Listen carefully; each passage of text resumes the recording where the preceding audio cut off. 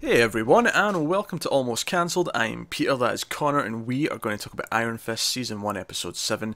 It's called Felling Tree with Roots. Full spoilers for the episode, as always. Cringe. Cringe, So cringe-worthy. cringe is a word. Danny and Colleen consummated their love? That seems a bit strong, doesn't it?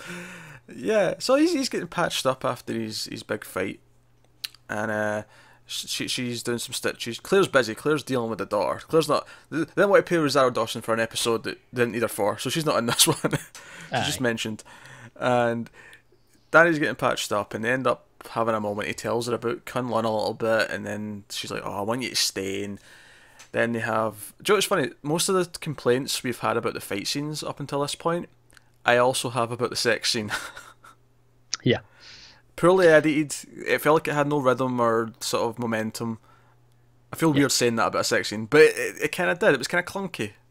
It was just so. I mean, for a start, the fact that there was a sex scene. I mean, 7 episodes. You should be going. Sure, that's okay. You know, that's a reasonable amount of time to build up a relationship. Except In other shows, yeah, but they only started building up like what, last we've episode? we've Two literally had. episodes? We went from frosty to flirty moment in the dojo, right? That was episode 5. Right when Claire was there. Mm-hmm. Then they had the moment when they were outside, the dock or whatever it was Yeah. with the trucks. Also 5. Yeah, and then is that it? Did we have anything after that? Pretty much all the last episode. It was just she was concerned about him going to do this trial. That was Yeah, there was nothing really hinting at a relationship. Yeah, and then here it was just like she got all dopey eyed and was like, "I want you to stay." And then we get the one kind of inspired shot where it's looking through the door and like it's all dark, but then the door rectangle. Yeah, light. yeah, where she takes off her top. Yeah. The other thing I liked about the scene, right, was the music. Yeah, it was a really nice piece of music. It was a really nice synthy '90s love track, which had I cared about them Do you getting know what, together, it I might really have got into reminded it. me of like something out of Near Dark. Yeah, yeah, yeah. It Exactly was that sort of thing. it was nice. But a tangerine dream. Yeah. Yeah. And then it was just like, what is this scene? What is happening? Why is this here? I don't know. Then she wakes up in the morning and he's just like staring out the window, and he's like, And then he's like, I love this. It's always so quiet in the morning. It's like, you've only been there about 4 mornings. "It's so quiet in the morning. It's beautiful. I'm really glad we did that, Colleen. You see, And then she, I was yeah, in yeah. I was in a monastery for 15 years and I And lived a this is different the thing. life." I buy him being like, oh, that was great. That was fantastic. Well, hold on, wait a minute. Let me finish. Let me finish my really bad impression. Right? Okay, okay. Then he says, "I like that." He didn't say it was great. He didn't say it was nice even. He says, "I like that." And she's like, "I like that too." Uh, Now I get why they call you the living weapon. Boom. Uh, Oh, it was actually painful to watch. yeah. You see, in fact, we crack a joke, but Harold actually made a reference. He joked about the Iron Fist sounding like a sex toy. So you know what? I'm not the only one Yeah, cracking the sex jokes on this one. Speaking of, I will say this about this episode. It was probably the funniest one yet. Definitely had some comedic timing, unlike most of the others. Yeah, because at the start, two guys from the Hand show up to cut off Harold's fingers. You failed us. You didn't tell us about Danny being Yeah, the Iron Fist. Blah blah blah blah. And he's like swearing, "I have not. I swear, I have nothing to do with Danny Rand." Dad doesn't even know I'm alive. And then Danny walks in all beaten up from the Like, last hey, episode. Harold, can you Yeah. come and give me a hand? "Hey Harold, we've got a problem here."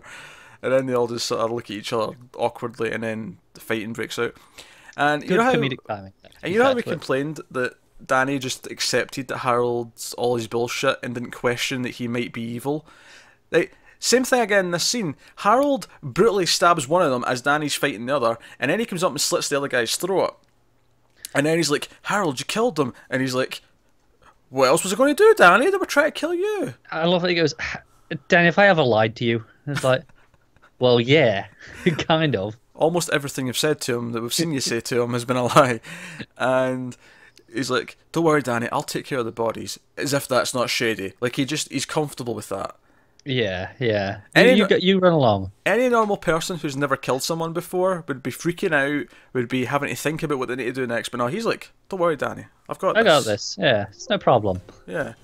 Cat. There was a Windows noise just there over the recording, and that's because my cat leaned against the keyboard. He's insisting on lying on my desk right now. He is cuddling into my arm, and that's kind of adorable, but he's been a nuisance.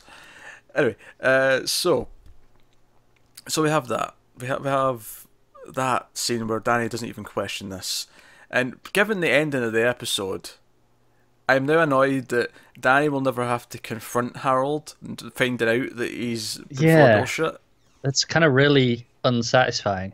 Yeah, because he's already dead. So, not too many spoilers, but this episode reminded me a lot of a very similar, if not the exact same point in Luke Cage. I get that, but Luke Cage at least made more sense than this did. It did. It was much better. I just mean, it feels like here they're trying to play the same beats as Luke Cage, but they don't understand what made that good. If the first 2 episodes of Luke Cage were a complete tangent that didn't matter for the rest of the show, then they've nailed it. They've nailed it greatly. Right, so Danny gets a visit from Madame Gao.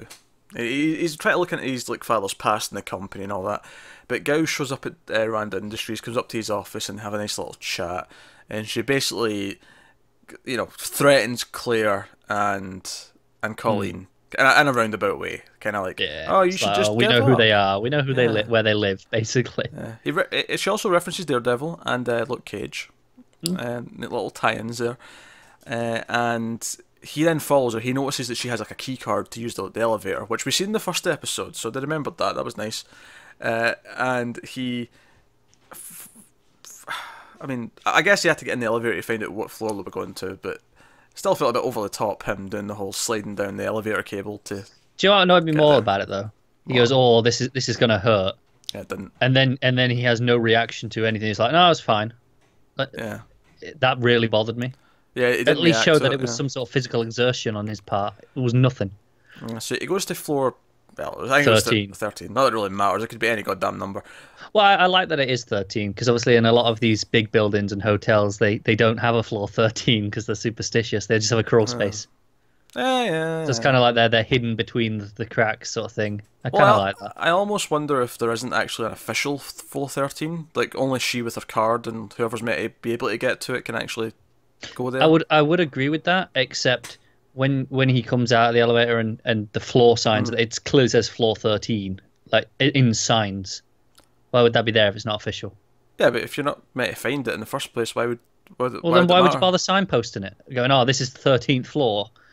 Because the set designer's an idiot and thought there's supposed to be signs here because it's a floor. Well, either way, it's a problem. Either it's the set designer did that and someone didn't tell him off, or it's there and whatever. Honestly, that sounds like exactly the sort of thing you'd overlook. You wouldn't think about it. You just it's a hidden floor, but it's just got the same signs that every other floor has. Yeah.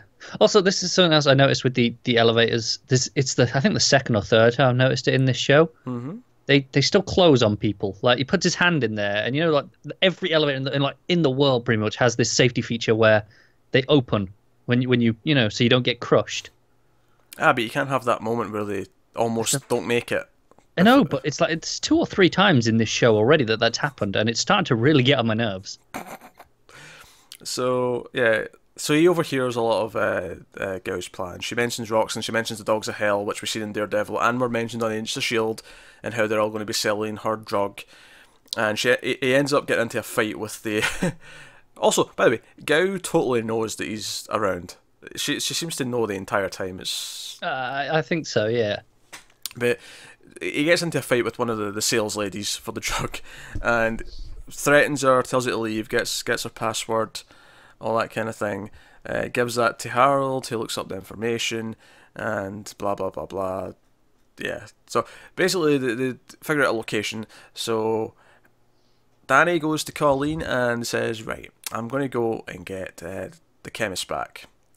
You're going to help me?" And she's like, "Yeah, I'm going to help you. I'm coming with you." And it's just after we had this little graduation for one of our students who they mentioned a couple of times in the first couple of episodes that he was going for a scholarship, and now he's got it. So I guess, hey, great, that plot's done with. Yeah, it kind of seems really pointless though, doesn't it? Yeah. Especially since he did actually have more screen time in the first couple. Like, he was in a few He did, scenes. because he was what introduced the Fight Club, for Kali and all of that. And they mentioned the scholarship quite a few times. And she was like, no, this will really help you get it. And he was like, oh, I don't think I'm going to get it anyway. It doesn't really matter. But yeah, he gets it, and he's like, right, we're going to get a stack of arrows, because she uses a metaphor at one point where she's like, oh yeah, you can break a single arrow, but a quiver full of a stack, that's unbreakable. Not for the Iron Fist, of course, but for anyone else. Yeah. But so I'm like, see, that almost sounds like a setup for a Defenders team up. He's like, It does. He doesn't know about them yet, obviously, but like in another context, when he says that, you'd like, oh, he's going to get some other heroes to go and fight. But no, they're going to the Hatchet Men. Which even I think it was Madame Gao referred to them as the Hatchet Men. Yeah, well, that must be their name. That's their gimmick. They're the Hatchet Must Men. be, yeah. This is their specific. They've got this specific corner of the triad, sort of market cornered. They're the Hatchet Men. It's the thing. I can think of worse gimmicks. And so here's my thing, though, right? So they go to this warehouse where they manufacture the drug to get Harold, and they have the Hatchet Men go in, who aren't using hatchets, by the way. They're shooting people. Yeah, I was really disappointed. I was like, where's the hatchets gone? I want to point that out. Secondly, I want to point out the fact that at the start of the episode, when Harold kills the two goons, he's like, Harold, you killed him. He's all shocked. No, we don't kill people, kind of thing. And yet, he has no problem with unleashing a gang with guns. Yeah. Guns His blazing. own private army, essentially. Yeah. Very hypocritical of you there, Danny boy. Unfortunately, Chemist passes away. He's Yeah, which was weird in itself. I was like, hang on. He was so desperately injured that they had to take him to the hospital in the first place. And now they've just left him tied to a chair, and he seems better than he was then. But he's dead. Well, he's dead now, but he seemed better than when he was at the dojo or Claire's or whatever it was. I assume they patched him up a bit so they could extort the information out of him, and then I don't know, did something to him to speed up the death process. I don't know. I don't know. Little fish. It is. I've got Little bigger fish. problems to get to yet. Also, there was one scene where Colleen has a friend who pops up. Bakuta, I think his name was. Yeah, something like that. Not really get a sense of who he is. Obviously, we get that they were close, and she says that he always comes first. He also he seems to warn her about Danny. He's like, he gets a lot of attention. Yeah, it kind of seems to know what's going on, which means that she's probably involved in some shit. Either that, or she doesn't know, but he is. Yeah, one or the other. It feels like he's going to end up being a villain for Danny to fight, possibly with a bit of love triangle before we get there. Because why not? Oh, so excited for that. I mean, I don't know. I don't have anything against him in this one. I mean, Do you know what it's this just is like? there. He doesn't have anything plus or negative. Do you know how we like Colleen, but we don't really like anyone else? It's kind of like the inverse of Arrow, where Felicity is the only good character. Yeah. Not that she's a techie person, just in the sense that she's the main love interest, and there's a love Yeah. triangle, and I don't know. My metaphors run away from me, but It is a little bit.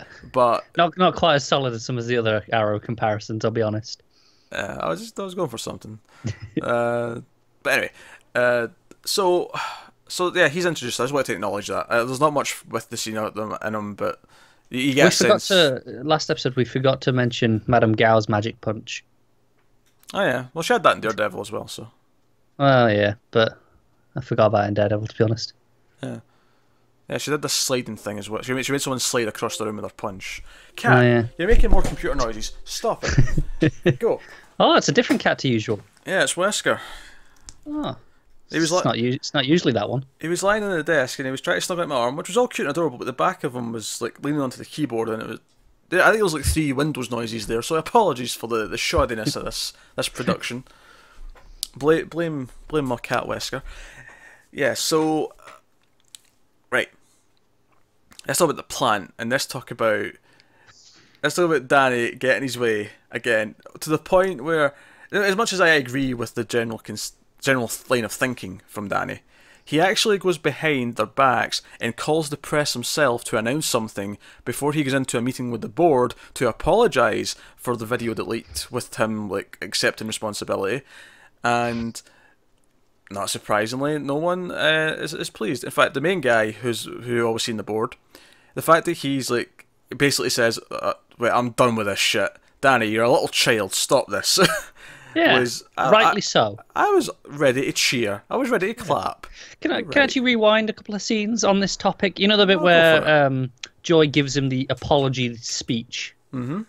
And she's going on like, oh, what are you doing? You worked like hell to get your name back and get your company back. It's like, no, he didn't. He didn't do anything. You gave him the cup. He did nothing to prove this. He wandered around for a bit and then went, hey, look, and then you just let him sign his way back in because Daddy Meacham said it's all right. Well, arguably, maybe admittedly she wouldn't be aware of this necessarily, but arguably it seems like he did a lot in the sense that he escaped Kunlun when he wasn't supposed to. He's meant to be there guarding the gates, but he's a selfish little prick, as we've clearly seen throughout the course of the show. It's really hard to root for him at this point. And he abandoned his post and ran back to civilization because he wants to be Danny Rand, as Madame Gao points out, and says, well, if you want to be Danny Rand, stop being Iron Fist, and we'll leave you alone. We don't care about you. We just need your company. You'll make millions off of us doing stuff under your roof. I'm so annoyed by everything Danny does, and that's really bad. I know he's annoying. I don't buy his righteous act. It feels. It's even worse now that we know how hypocritical he is. Where he talks about duty and honor, but he abandoned his post. So why are we supposed to take his word for anything at this point about those topics? And again, with a different actor who you could see carrying the guilt and the weight of his decisions. You could see someone who is trying to understand but make difficult choices. Danny doesn't feel like he's trying to understand anything. He's just kind of steamrolling until... Yeah.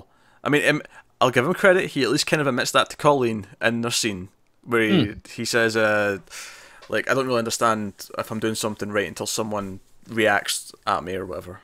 Yeah. So... progress? Slither of a fair point.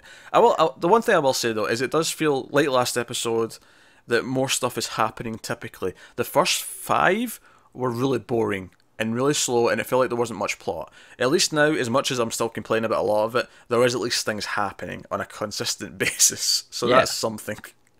That's something. We, when because obviously Harold calls Ward. Ward tries to leave. And he's going on vacation. He has to kick his drug habit, so he's going on a little rehab trip. And actually, there's a scene early on. He gets called to dispose of the bodies. The 2 guys at the start, and when he arrives, I actually kind of love how brutal and gory it looked when he walks in, smashing them with the hammer. Yeah, Harold's just like smashing their teeth out with the hammer, and the big guy who had his tongue cut out, his head's just like the bottom half is gone. It's like concave almost in blood. Yeah. Just like ugh. Lovely. Love also, it. Little problem just a little bit before that when he gets phoned and Joy's there and you see the joke on the phone, Frankenstein, which I liked at the time, and then she goes, who's Frank Stein? It's like, don't point attention to it. It was a nice little subtle visual gag, but you having to bring attention to it makes it less funny. Yeah. Well, see, he disposes of the bodies, right? And that was all very amusing. He's very all greasy. He's like, wants his drugs. He's clearly struggling and whatever. He checks his bank account, right, on the phone. And I like this moment at first, when it first happened, because to me, it was like after he just disposed of the bodies, it was this horrible thing he had to do, and he was like nearly thrown up looking at them and all the rest of it. He was wet from the waist down because he was in the pool, in the lake, river, whatever it is, disposing of them. And he gets out and looks at his bank account, and it's like $1 million. And I liked that moment because it was like he was reminding himself, it's worth it. This is why I do this. This is worth it, yes. I am a rich man because of this. This is worth it. And I liked it because I thought that's what that was. Until later on in the episode, when he turned out he was just pussying out. No, that's not my problem with it. My problem with it is when he tries to leave later and then his card gets declined, he then pulls out his phone and he looks at the bank account again and it says 0. My problem is all that was so that we know how much money was in that same account before, and it feels really clunky now as a result. It's kind of redundant, isn't it? Because seeing 0 is obviously he's clearly a rich man. It doesn't doesn't matter what the figure was before. Yeah, it doesn't. It clearly wasn't 0, was it? So the whole thing just feels clunky. I don't mind that it was. I just feel like leaving. the motivation there, that it felt like this is why it's worth it, Yeah. and this is why he does it. But then him kind of going, no, I'm going to run away, basically, kind of negated that for me then. I don't. Well, because it's like, oh, well, it wasn't worth it after all that. I was going to argue there that maybe no, it's more to do with his sister actually telling him that he actually needs to try and regroup and maybe get help. But he was looking at a website for a vacation before she came in, before she walked in, so maybe that is null and void. But whatever, I don't mind that so much. Whatever, it seems. But it did ultimately to have no purpose, though. It seems within his character that he run. I don't think that's a problem. No, that's fair. He's slimy and cowardly. That's just who he is. That's fine. That's his character. But he obviously goes back to confront Harold at the end of the episode, and he eventually, after Harold punches him a few times and basically berates him for being a failure and whatever else, he grabs the knife that was left by the henchman earlier and stabs his dad to death, which is a perfect crime because he's already dead as far as the world's concerned. Exactly. No one's going to care. No one's going to miss him. Randy. Danny is the only one who was a bit randy in this one, though, wasn't he? Oh, very good. Very good. I will say the one thing I did like. Honestly, him turning into a psychotic killer is the most interesting thing that's happened to his character. And the moment after he kills him, where it's a close-up of his face, and he gives what I will call a very similar to smile to Anthony Perkins in Psycho. I liked that shot. I liked it. Yeah.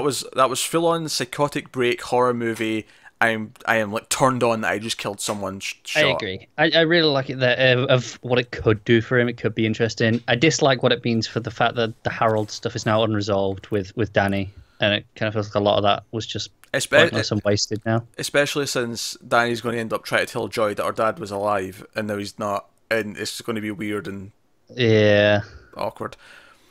Speaking of, the board aren't happy with what Danny did, quite rightly, and they vote to remove him from the board so he can't make decisions, but also Joy and Ward. Can they do that? Danny's Joy and Ward, obviously, but Danny's the majority shareholder. Like, can he not fire all of them?